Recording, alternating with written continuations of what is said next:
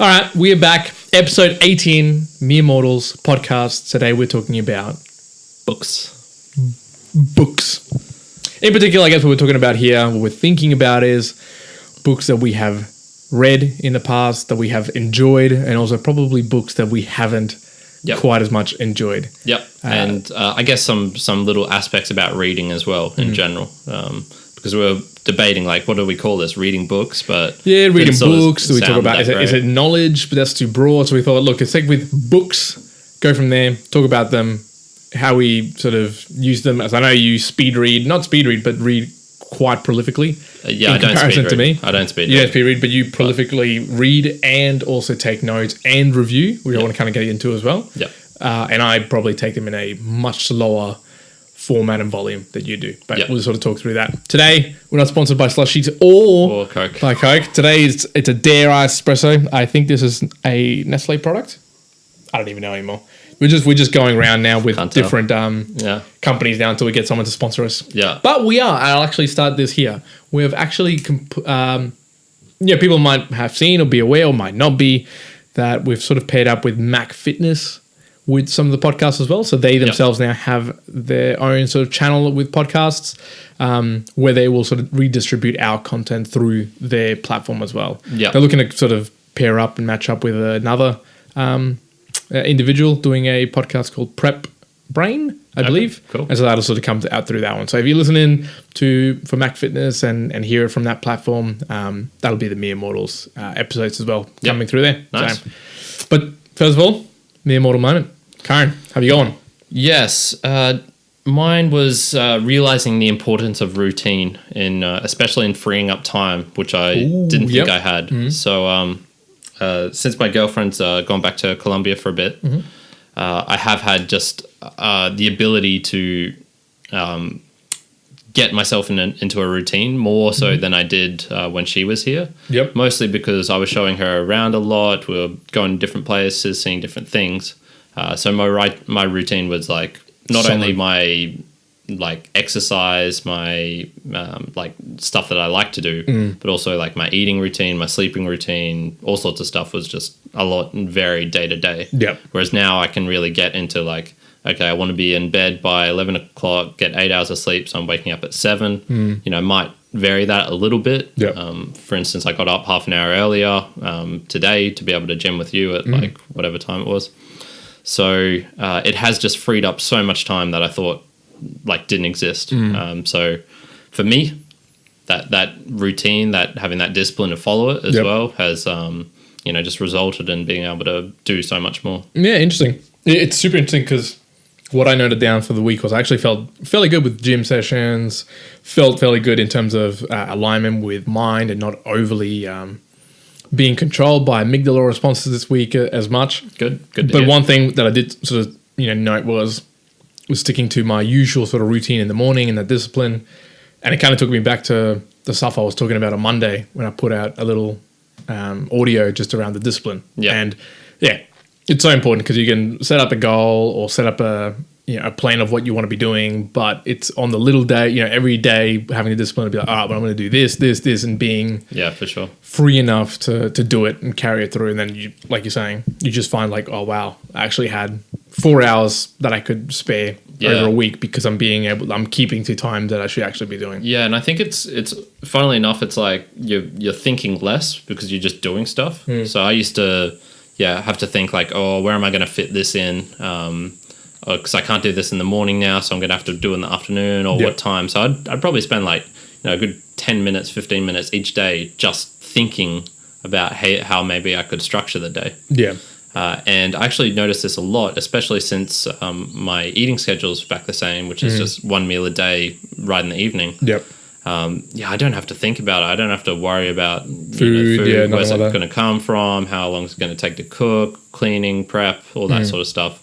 All just reduced down. Well, it sort of reminds me of, and I don't know whether it's Tim Ferriss himself who brought this up, but that's where I've heard it from, that, you've got a certain amount of, I guess, quotas that you have in a day. And the more you spend up in the morning or earlier on, the more you're going to not have available to you by the, as the day goes on. So if you have to, the first 60 minutes of your day, if they're just it's almost an automated process where you get up, you're doing your things, you're mechanically going through it. It just sets you up for the whole day. Yeah, just it's almost like the concept of willpower, and you're having like a bar full of willpower, and it's just draining each time you're doing something. Exactly.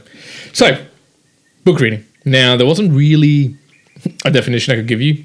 If you don't know what a book is, then I don't know how to help you. Like, you're an idiot. Yeah, you probably should read a book about it. Like, there probably is a book out there about. Oh, there definitely is. Yeah. There's definitely. But I thought we'd probably get started in favorite books. Just to sort of kick us off with nice books. I don't know whether you've got it split into fiction and non-fiction. No.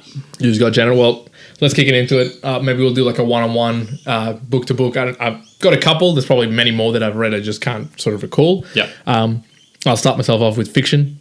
For me, one, I don't know if you've heard of this book or this series before. It's The Seventh Tower. Yeah, I've heard of it. Yeah. I remember that used to. Is it sort of like a teen book? It is. A lot of these fiction books will be teen books, I believe, because it's just back in the day, sort of things that I used to read. Yeah. The Seventh Tower in particular was a series around. It was an individual who, I guess in general, it was in a world where everyone lived in a castle, a really massive castle. There was emeralds or gemstones of different colors of the rainbow, and everyone had essentially, it was like a shadow figure who protected them, all in different shapes and sizes. And the story kind of goes around this individual moving away from the castle and having to challenge things and accomplish things and coming back to the castle and saving sort of things. Yeah. But the whole context of the book was just so different, like the power gems and the shadows that they used as like their both the enemies and as your friendly sort of hero. It was all focused on shadows. So it was a very different book. Yeah. And I think it's not a common book that you can find. And I remember reading it in primary school.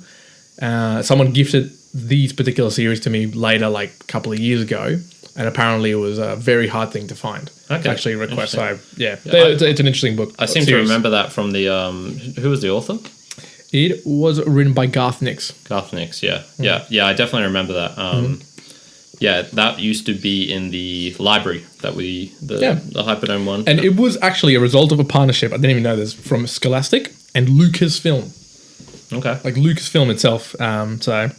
So specifically, a series follows two children from distinctly different societies in a world blocked from the sun by a magical veil, which leaves the world in complete darkness. Okay. So I guess it has a bit of a play. Actually, when I reread it, it has such a play on life as well. Like, it was a teen fiction book, but it had such similarities around life and, lightness and darkness and everything. So it was a good book. Yeah, I think he had a key series. He had a couple. Like days of the week. It was something to do. That was like 7 days of the week, and he had to like sort of fight the Keys to the Kingdom. Keys to the Kingdom. Yeah. Garth Nix, good author. Yeah. All right, give me one of yours. All right, I'm going a little bit deeper, I suppose. My favorite book of all time is 1984. You love that book. How many times have you read it? I'd probably getting 4 or 5 now. I make it not a challenge. Routine? It's a yearly thing. I read it once a year. Yep. I always seem to get something new from it. I suppose because I've read it so many times now, it's like a little bit slipping compared to like the very first time I read it. Yep. But yeah, just so many themes in that book that fascinate me. The totalitarian. Yeah, totalitarian. Suck at that word. State. How it can sort of control you, but in different ways. Yep. The aspect of like being watched all the time, and so many, I guess, cultural things we talk about have come from that book. Yep. Big Brother, Newspeak, things like that. It's just, I love it. I love it so much. Okay. One of the things I was going to say as we're talking about this sort of stuff in the books, you would have seen that we are doing book reviews, and by we, I mean Kyrin. Yeah, so mostly. So I think with some of these ones, I can definitely should do a book review on 1984. Yeah. When I read great it next, one. It'll definitely come up. But today's podcast, we're just talking about, I guess, just generally books, and we're probably going to give really quick summaries. It won't be a really great detailed piece of information around No, so not at all. Another one for me, Del Toro quests from fiction back in the day. Yep. Many people would have read these from Emily Rhoda. Back to the teens. Back in the day, those books were Great. I love them. Twilight next. Hey? No. Again, it was it was 2010, sold 15 million copies worldwide, 2 million in Australia. But again, great book. I had both the small edition, where it was really thin books, as each book was 60 pages. Yeah, they were with holographic sort of front. Yeah. had all of them plus the really thick versions, which was the whole story. Yeah, nice. Again, love the fantasy aspect of it, I think, and all of the stuff that I read. And I'll even name the next one because it's fantasy as well. Rowan of Rin. Yeah. So all this sort of stuff. I think all these fantasy novels. Again, that was from Emily Rhoda. I think that's what sparked me back in the day to really write really creatively as well. Okay. I would used to write, where you're explaining a white castle. Yeah. But then really creative, or books that are trying to be really specific and to try to draw you in, you might say, it was a white shiny castle with the side paints blue and little speckles in the corners or something like that, like being more descriptive. Yeah. I think reading those fiction books back in the day really helped me out in being descriptive when I spoke about things, or I was trying to write stories. Yeah, gotcha. Yeah, interesting. I'll just put this out. So I've had sort of two phases of reading. As a kid, I consumed books like nothing else. So yeah, those 3 series that you talked about, apart from the Seventh Hour, I haven't read that. But I used to read them just voraciously, and the Harry Potter books as well. Consumed all them. I read The Goblet of Fire the day it came out. I got it at 10 in the morning and I finished it that night. Yeah. I read it just smashed it. Yeah. Yeah. There was, what else did I enjoy? There was a Andy McNabb, which was, I guess, like a little bit older, but he was sort of like a spy. There was the... Did you ever read Alex Rider? Alex Rider. Yeah, great book. I've read it easily. That series I've easily read at least 4 times the whole way over. Yeah. So multiple times. Aragon as well, that trilogy. I never read that. That. It's about dragons. But anyway, I had this phase of voracious reading, probably until, funnily enough, I think until like grade 10, which was when we started getting assigned books at school. Yeah. And I think that was actually what really stopped me from reading. Now that I think back about it, like it took the enjoyment of reading out, because you'd have to read the book and then do an oral presentation, a deconstruction, an essay on, the themes in it, which, I wasn't reading for the pure enjoyment. I was reading because I was forced to. So I had this period where I was like, I must hate books because I'm not enjoying reading them. But it might have just been the aspect of it definitely was being forced to do. Yeah. So I sort of picked up reading them again in 2013 on my last year of university. So it was probably a good gap of 4 or 5 years. Yeah. And then so since then I've kept like a pretty good tracking of how many books, like a review for each book. So all of the books I'm listing are actually ones I've rated like 8.5. 9.5 out of 10.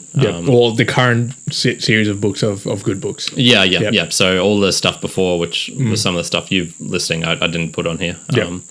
But yeah, I'll put a couple which I suppose I'll just do it in the non-fiction now. And then I'll talk about some of the other fiction ones afterwards. So I have Think and Grow Rich by Napoleon Hill, influenced by Robert Cialdini. Game by Rush V, Enlightenment Now by Steve Pinker, and Command and Control, Eric Schlosser, and The 48 Laws of Power by Robert Greene. So those are all, those are all sort of non-fiction ones that I don't know where I'd captured them from, but all of them had a pretty big impact on me while I was reading them. A few of those are sort of self-development, self-help type books, especially Think and Grow Rich. And the others are just, they just captured my imagination. Or Enlightenment Now, for example, sort of maybe a bit more hopeful about the future, because I think I was consuming maybe a bit too much news. This was only a couple of months ago. And, you just get bombarded with information. Oh, the world's going to end, climate change, war with Iran, stuff like that. And you do need sometimes to read a good book and be like, oh, you know what? Humanity's doing pretty well over the last couple of 100 years. I think you can get, and I guess that's one thing I've got about books is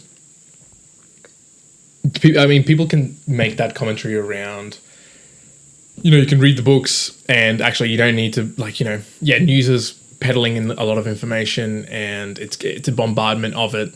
And so you would suggest, go for the books, books, like the book you have been talking about over the last 100 years or 200 years, the way that it's actually been improving in a long-term phase.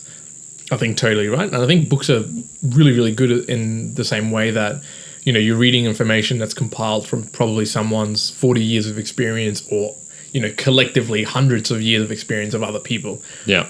But I think you can probably fall into a trap as well that, that predetermined information doesn't actually concurrently take in what might actually be happening in the news. So, say for instance, if you had a book that talked about, the human race actually going towards better. In fact, I think there was a recent thing I was listening to, which was a book called Unbound, I think it was, I think it was Unbound or Unboundable, which talked about how from the Industrial Revolution forward on, we've actually started to, use less of the world because we're getting smaller. I think there was one example around aluminium cans when they first sort of came out in just whenever it was, 60s, 70s, to what they are today. To me and you and everybody in the world, it just seems like a can, that's fine. Yeah. But it actually nowadays uses 5 times less aluminium than it did then, right? Yeah. So it was a bit of a discussion around that, we use less now than what we did back in the day. So we're uncoupling. Oh, it's uncoupling. Yeah. So we're uncoupling ourselves from that, which is fine. But I think what you can't get lost in is when we're talking about, say, the Iran, could you call it crisis? Not really, but what the events that happened, that actually might, had certain consequences gone down or actions taken, might have launched something quite terrifically worse going forward. Yeah. And then, yes, the book is correct in what it's saying and in its information, but just as likely it could be voided by something that occurs. So I think you got to err on the side of caution of take books as information, but then couple it with information that's current news as well, and take it as both points that have a stronger viewpoint. I guess there's sort of two sort of types of books as well. There's the classic, the ones that have held the test of time, and books get phased out based on how good they are, and it's sort of hard to tell in the moment what's a good book and what's not. You can somewhat trust the the current bestsellers list because a lot of other people have liked it, so probably you're going to like it as well, depending on the genre and whatnot, of course. But if you go back to the classics, there's something to be gained from them. They're a classic for a reason. How many books have been written and have just no one talks about them now? So there's sort of that series, and then there's the current stuff, and the current stuff I feel is not vetted against time. So you can have books which in the moment seem great. I'll list one, for example, right now, Sperm Wars. When I read that 3 years ago, I thought it was amazing. I thought, wow, this is super interesting. It's got that good mix of stories coupled with science. Has some really interesting things in it. 2 years after it's published, everyone's no. Basically all the information in here is incorrect. Is incorrect. Because it was depicting this battle of sperms in the womb. They could do all these crazy things, pushing out others. There'd be others that dominate. There's ones that would be suicide, kamikaze type sperms and stuff. And there was a little bit of data to suggest that could be what's happening, but after a while it came out no, that's not, it's all bullshit. And I think this is my question to you, because one of the things, before we sort of talk about any of the other books as well, was I've been enjoying reading books, and again, I've gone through those phases like we talked about. I think I went through phases of your usual sort of teen fiction sort of stuff.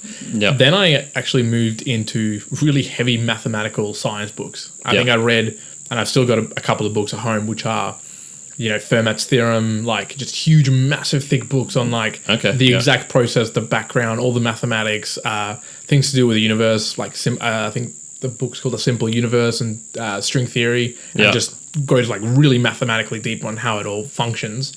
And I love that.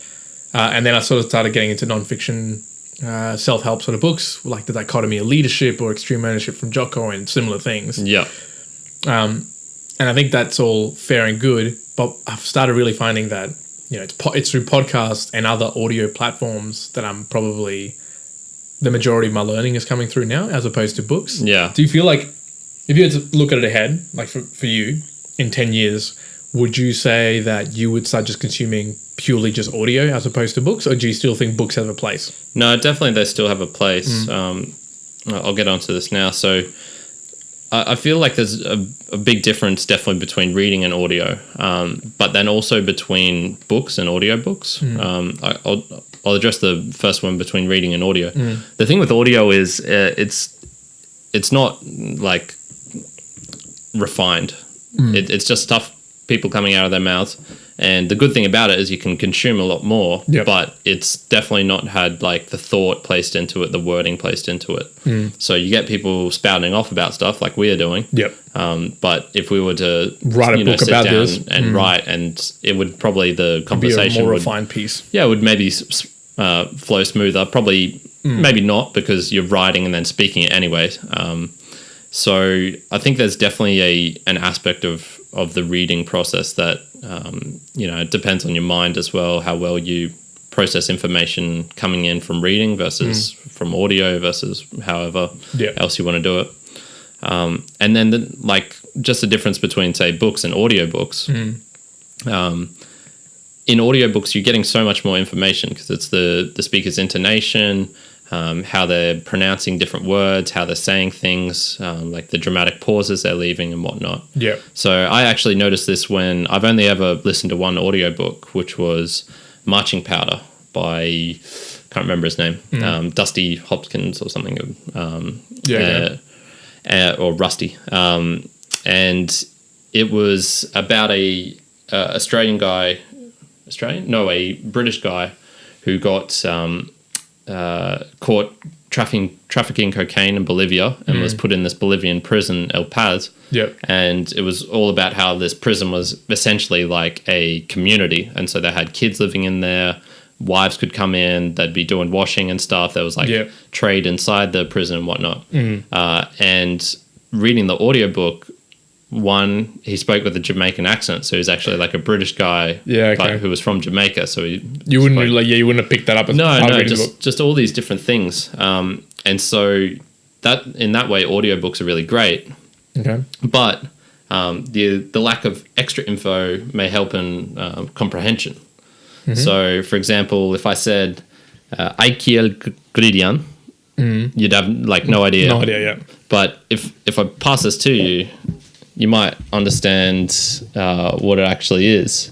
So it starts there, and it's just the two beneath it. I kill Gwydion. Yeah. So I think I actually did this a little bit wrong, but normally you put the words with if the front letters stay the same, you can understand it. So if I'd left the L and the E where they should have been, like I like reading. Yeah, you stuffed that up. Yeah, I did stuff that up. The thing of it. But that is like a common thing. Like you can have a whole paragraph, and if you just change the letters, some of the letters around, you can still read it through. You can still comprehend it completely. Whereas if you had someone saying stuff like that, you'd be like, what's going on? I have no idea what's going on. Yeah, so I think there is. I have no particular thoughts, because I haven't actually listened to an audiobook at all before.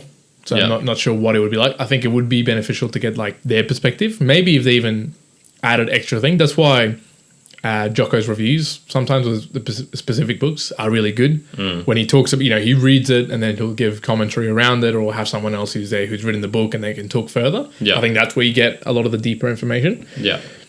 I still think in 10 years books will have their place as well. I think that they're going to be there, especially old school ones. But I think there's going to be a transition over into a lot more audio formats, wherever that may came from, a podcast or audio based or anything else. I think it'll just be a matter of time before that is a new medium of things. I'd question how much. I'd say I use it for like half entertainment now. Like the audio stuff I'm listening to isn't particularly like, how to mechanically fix my car and whatnot. Whereas if I wanted something that I really wanted to learn and cement in my brain, I'd probably be more likely to read a book of it, or maybe address some themes that I hadn't thought about. All right. But both are good. Have you got a bit of a list of some terrible books that you've read before? Yep. Like books that you've just... And I mean, for a book to be terrible and for you to finish it, there must have been, a particular reason why you did it. In the past, no. So I've only recently changed this, which is I used to read fully through basically every book I had. It had to be really, really bad for me to not fully read it through. Yeah. And I've changed that a bit now. So if it doesn't capture me, even if I'm halfway through, I'm gonna chuck it. Yeah. Okay.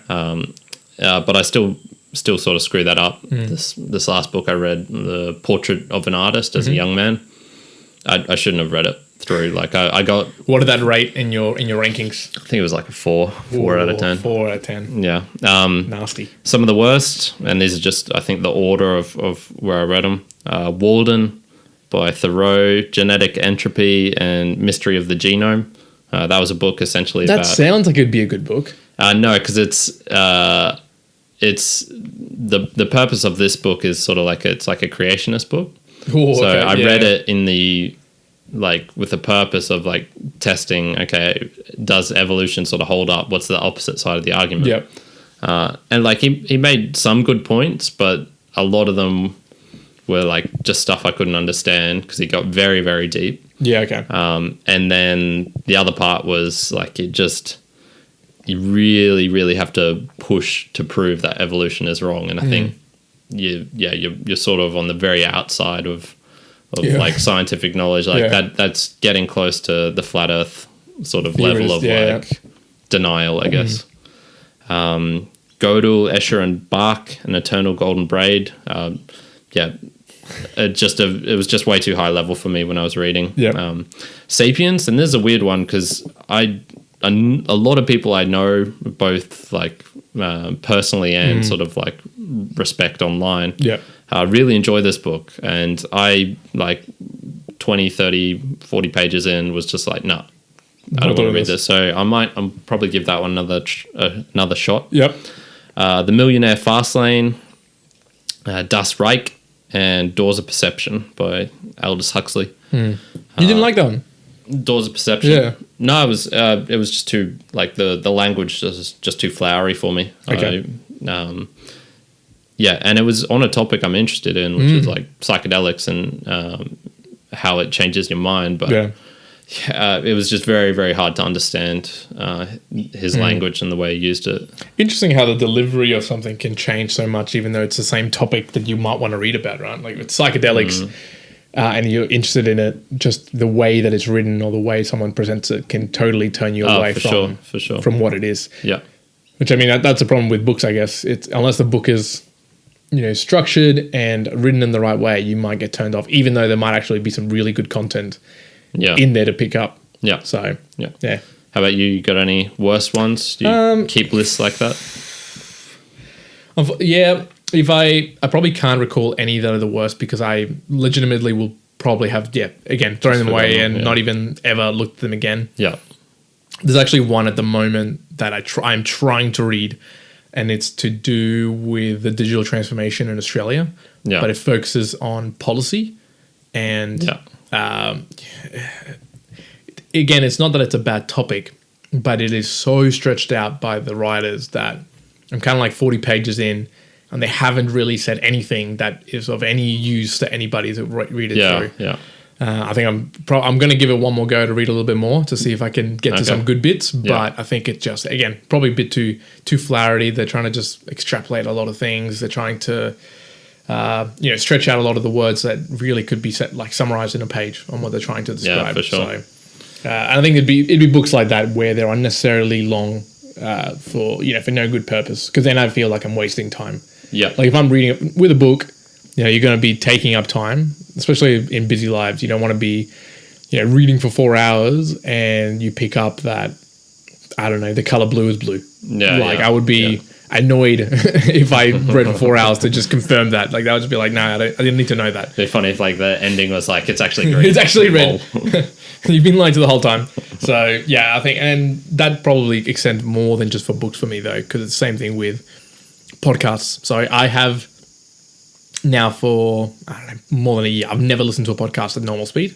Yeah. I've only listened to it at 1.2 or 1.5. Okay. And if I get to about 10 minutes of a podcast and it's either one, too full with ads, two, it's not already getting to the point of information that I want to be getting from it, Yeah. or three, it's just kind of like rambling discussions that aren't really pinpointed to something. That's it, gone.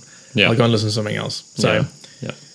so with my books, I want it to be, it's going to have to be something that contains me for the whole time. Yeah, Okay? for sure. Yeah. For sure. But I want to ask you, so you have a scale of the way that you rate your books, Yeah.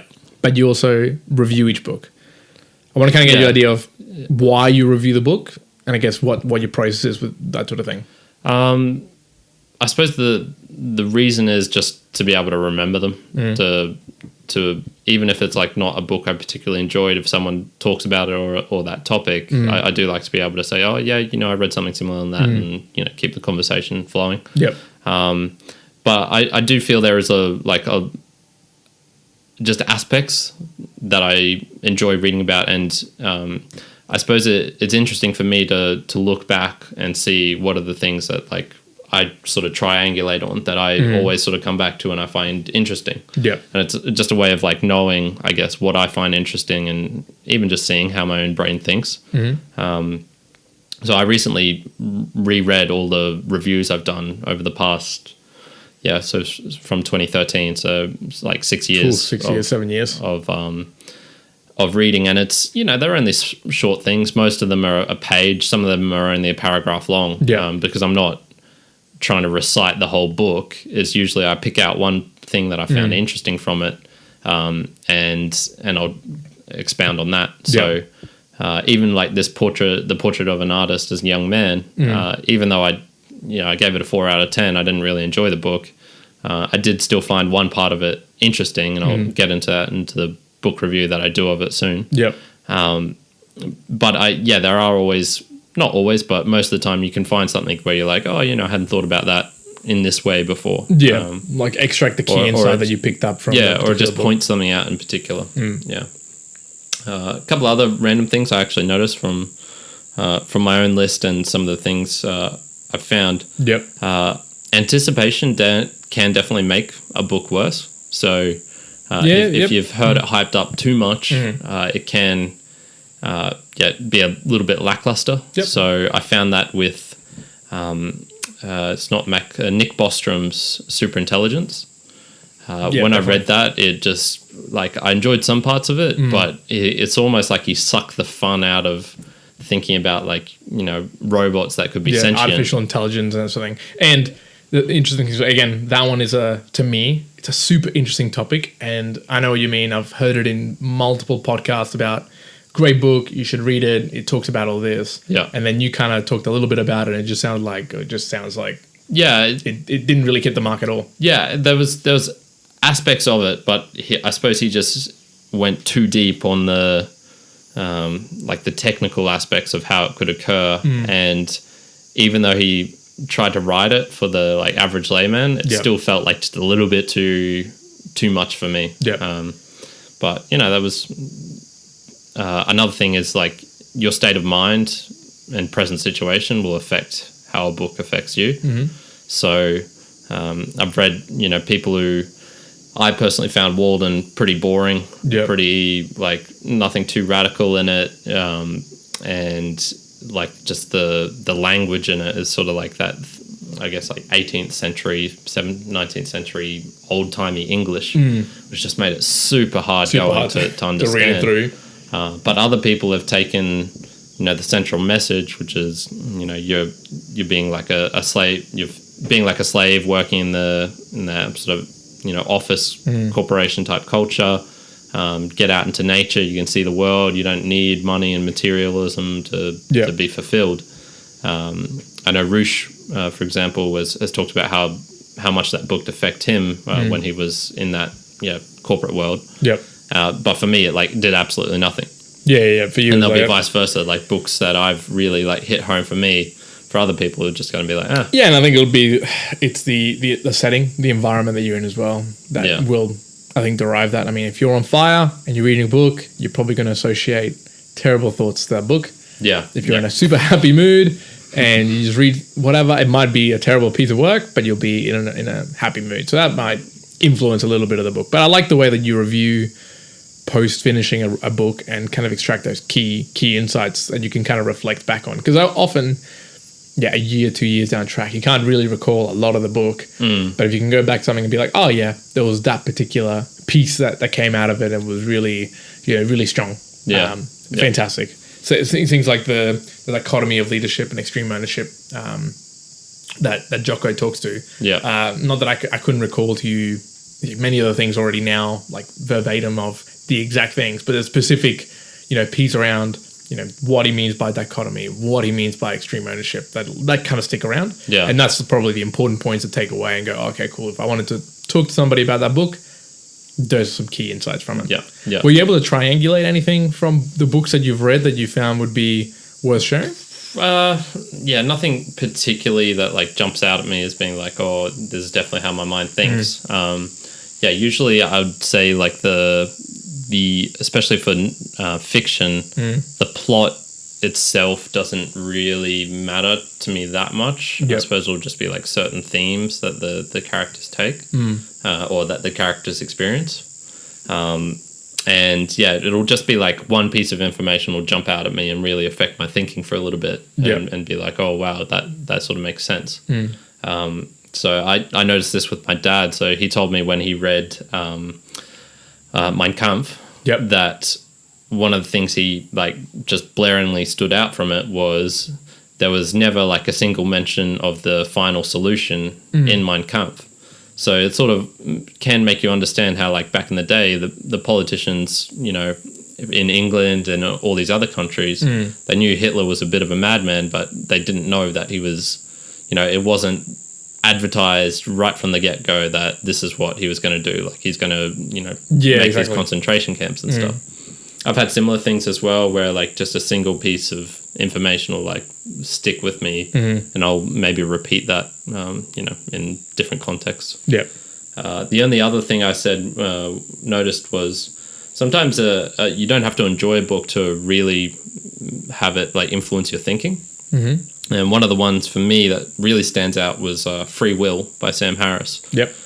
When I was reading that book, I really, really disliked it. And I could see myself making, and essentially he argues in the book why he believes free will is like not even an illusion. It's just not a thing. It's nothing that should be taken seriously. And for me, I really struggled against that when I was initially reading it and thinking like, oh, he could be wrong in this way. This is why this doesn't make sense. And it has influenced my thinking a lot. And I'd say if I reread it now, I'd probably be like, oh, okay, this is a good book. But when I was reading it, oh man, it was tough going. Like I didn't particularly enjoy it. Interesting. So just because you don't particularly like it doesn't mean it can't be like influential on you. And definitely, I guess, clash against some of the ideas you already have in your head. One thing I've got noted down here was just around speed reading. So I guess before we talk about speed reading, I was going to say, how many books in a year are you currently going through? Well, on average, or the plan? On average, it's probably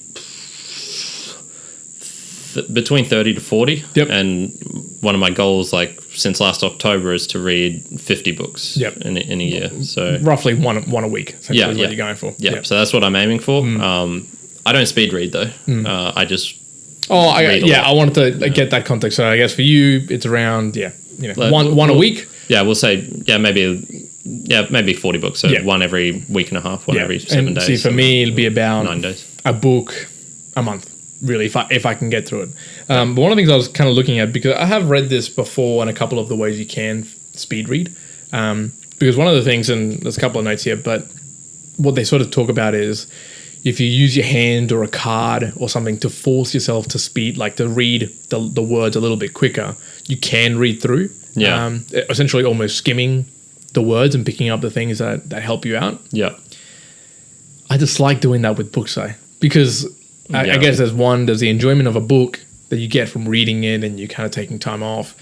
But I think it's sometimes if you read at a slower pace, you also extract the data and kind of process it in your mind and, build connections to it and go, okay, I can see how this reflects to this, or you can, connect it to other ways. Yeah. And I think with speed reading, you don't really get that specific connection. Yeah. But I speed read when I read fiction or something I need to read really quickly. I'll speed read. Yeah. And I can speed read fairly quickly. But I don't particularly do it in the way that they use the cards with the holding. I just more do like skim reading. And I can skim read a book and I can tell you the general consensus of what the book is and the full story. Yeah. But I wouldn't be able to tell you like, oh yeah, he was wearing a blue coat in that particular page or whatever, that moment. Yeah. So I think the normal speed is around 300 words per minute. Okay. At 75% comprehension.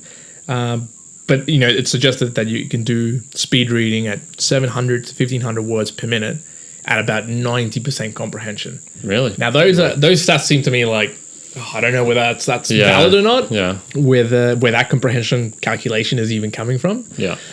Obviously, it talks about there's a lot of practice that you should be doing for it. Like, it's not something that you can pick up the next day and just like speed reading, got to work it and do it a lot through. But I guess one example for me of speed reading was I read Tattooist of Auschwitz, where I think I started reading it at 7 a.m. on a Sunday morning, and by I think it was 2 o'clock in the afternoon I'd finished the book. And it was a 312 page book. Now I think I read the first portion of the book at almost fairly fast reading, but taking in most of the things, and the second half I speed read if you'd like a sort of skim read it to finish it that quickly. I couldn't tell you right now like a lot of specifics, but I can remember a lot of things. But I know the full storyline of what happened. How the tattooist, which they call the tattooer, I don't know if that's said right in German, took over from someone who was before. He then continued to tattoo individuals that came through Auschwitz and used to walk between the 4 kilometers between Auschwitz and Birkenau, I think it was. And, the way he took on someone else, the way that he got punished for, they found that he had jewelry and food under his bed that he used to sort of collect from external individuals who sort of came out. So you can kind of get the general storyline skim reading it and finish books really quickly. But then if someone asked you, I was like, oh, well, do you remember that specific bit about where he did this or what the meaning of that is? I think you would lose it at speed reading. Yeah. For me, the biggest problem with it is I guess the reason why I would be doing it, and the reason would be to read more books. And that would be, I guess, more of an ego thing. So the reason I've set myself the goal this year of 50 books is not because I want to read them faster. It's sort of to force me to spend more time reading them. Yep. And, essentially use my time a bit more productively so that I have that extra time to read. Yeah. I've noticed that similar thing with like, life hacks. You can find like life hacks all the time, and there's people who really get into it, and their whole life is about these life hacks and freeing up all this time and stuff. Yeah. And it's like, I just, for me personally, I don't understand. I couldn't live like that because it's sort of like a contest. It's like a thing that you're doing to free up all this other time so you can do all these other things, but I don't want to, and doing that takes away the enjoyment of what I'm actually doing. Much like it'd be like for people chasing money and stuff. Like they enjoy the pursuit of the money and not actually like the money itself. Whereas for me, I think I more enjoy like the end state rather than the process for some things. Yep. For others, like for handstands and stuff, you got to enjoy the process of doing it. Yeah. But for those ones, it's like, no, I don't enjoy the process of speed reading just to be able to get to to be able to read more. No. And I only speed read to be able to get through a book that is it's not something that I'm going to be acquiring a lot of information that I practically put to use. Yeah. But it's a book that I enjoy, that I want to read through, and then I can speed read through it and get through all the information. Similarly, in work purposes, I can speed read articles and policy documents or process documents. Just recently, I'm heading down to Sydney. There's a process document I had to read. It's like 50 pages. I can skim read it in about 10 minutes or something like that or Yeah, less, yeah. and get the majority of the content that I need to have discussions about it. But Yeah. if I actually sat there and read 50 pages, it might take me 2-3 hours, which I just don't have time for. So Yeah, there's yeah. that sort of stuff that you got to also be able to Yeah, do in it's- that particular It's context. really good, I suppose, for things that just aren't that important or that in your mind don't have that same value. So Yeah. I'd guess I'd speed read with articles, but I probably don't do it as well as you do because I'll just sort of like skim through it. If something jumps out at me, I'll look at it, but it's not. If not, then sort of leave behind. Yeah. And that's another thing. There's such a big difference between like reading articles and reading books or reading, a blog post and reading like a news journal article. Yeah. I personally, like, I had some interest in some really long ones that were like, take estimated 40 minutes reading to get through this whole thing. And they can dive pretty deep. But just the physical process of trying to, on my computer, read through it made me absolutely hate it. But I can read on a Kindle, no problem. Yeah. Because it's got I agree more of a with book I feel. agree with that though. There was a particular piece published by Bain a couple of years ago, and it was a 50-minute read. And I'd even set myself a task of like, okay, I want to read this. It has interesting content, but reading it on the computer, I was like, There's something about it, eh? I cannot Something do it. about Yeah, that just you get to a point you're like, nah, I don't want to read this anymore. Yeah. But that's it. Even though the content's good, it's just, I don't know if it's punishing on the eyes or if it's different. But if it was a book, like I would have read that content. Yeah. Fairly straightforward. I think it might even be something to do with like just how accustomed we are to computers and laptops that, you feel like you should be doing something rather than Just scrolling or looking and- through. Yeah, perhaps. So, Who knows? do you have any other points around books? No, do you want to share? I'm all sweet. All sweet. So I guess that sort of wraps up a little bit of a view of some of the books that we've read. A couple of the books that you probably shouldn't read Yeah. from Kyrin, although if you do, read them. Oh, no, read see, them. See Go if nuts. see if you also feel the same way. Yeah. No, a lot of these just reflect my personal preferences. Didn't like the Millionaire Fastlane because I don't like that emphasis on like Being a million was it? I hate being a millionaire. millionaire. No, the focus on you need to be making this money right now, blah blah blah. Yeah. Okay. And I think it definitely had one of those books of it's a guy who's good at selling things for other people to sell. Yeah. Okay. Which I'm very skeptical of in general. In any case, if yeah. they don't have any like backing showing how they've been successful in other venues, I'm very wary of that sort of thing. Yeah. Yeah. Still, I would recommend people to read books. If you don't read books currently, I think it's a great way to get knowledge, especially like what we're saying. It's a way for you to grab probably 40, 50, 100 years combined of 100 individuals, experiences into one location. Yeah. And it's not something you can replicate into other places. Like, again, podcast, you might get discussion of people, but it isn't the same as a structured content or, through a movie or through, a particular show. I think books just contain so much more detail that you can pick up. Yeah. So if you're not reading, disgusting. Again, Stop watching. Stop watching. Yeah. We're already a negative 200 viewership from this one, so it'll be excellent. All right, Nice. now Fitness challenge. I'm just going to dive right in. Yeah. I have not improved my number of 23. Yep. Have you been able to get back into it a little bit more? I have. So this week I'm on 5 sessions already, and we'll be doing another one tomorrow. Yep. Getting into it a lot quicker than I thought I would. I thought I would be still really struggling. Yep.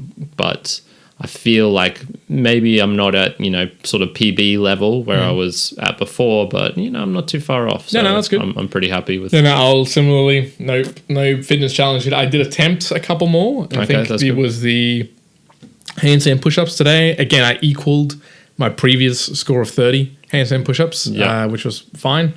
But again, I think it's 30. I think it's actually 40 for the next point. So that's so far away. It's inconceivable.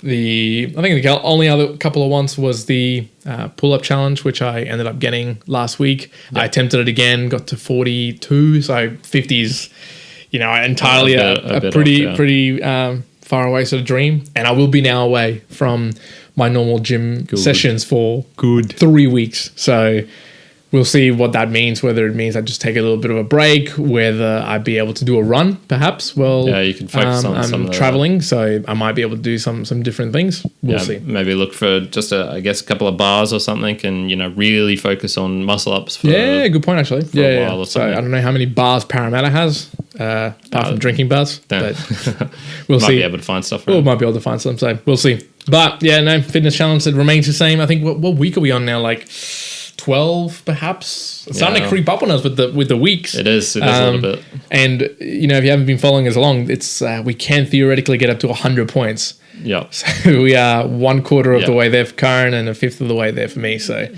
we're not too far off, but yeah, we got to get moving. We got to get cracking on some of these things. So again, if you've been listening to us so far, it's episode 18. You can find us on the everywhere. Tube, On the Tube, the Spotify's, the the iTunes. If you have an iPhone or something of that sort of disgusting Apple products.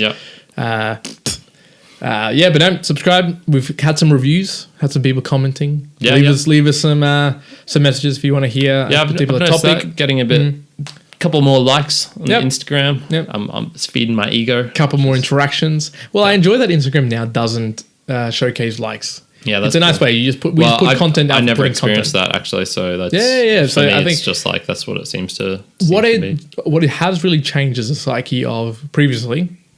Everybody would put up to get likes, to get views, to get comments, to get that interaction.